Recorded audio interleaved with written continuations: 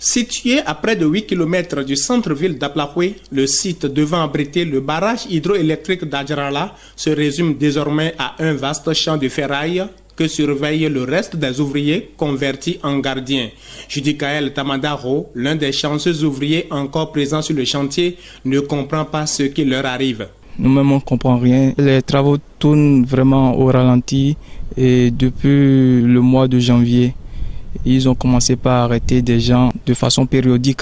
Au départ, on était sur le site près de 300, mais actuellement, nous ne sommes plus que de 17. Le maire d'Aplahoué, autrefois informé d'une pareille situation, a cru avoir mené les démarches nécessaires pour la poursuite des travaux. À un moment donné, on a eu des bruits concernant la partie togolaise qui ne se serait pas conformée à confirmer son engagement vis-à-vis du partenaire chinois.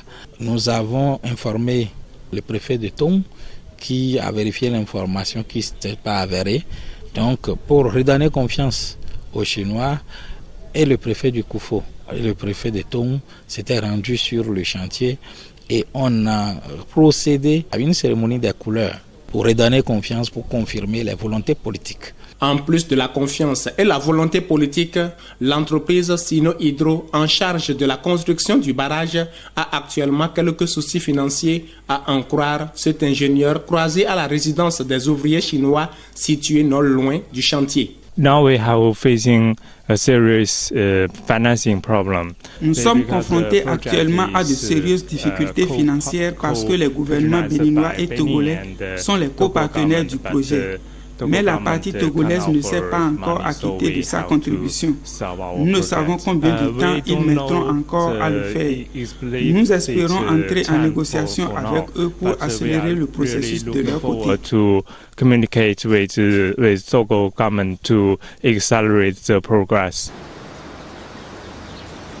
En lieu et place d'une accélération du financement de la partie togolaise, c'est plutôt le démontage des machines qui s'accélère sur le chantier, ce qui fait paniquer le maire d'Aplahoué.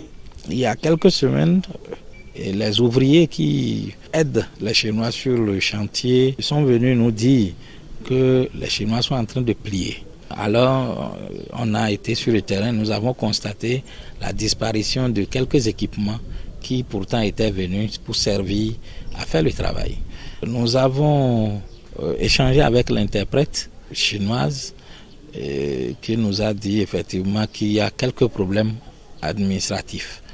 Sans avoir les détails, nous avons compris que s'il y a problème administratif, cela ne peut dépendre que des deux États qui sont parties prenantes de la CEB. Et pourtant, l'enthousiasme des populations à la pose de la première pierre de ce barrage le 26 décembre 2015 ne présageait un tel sort à ce chantier.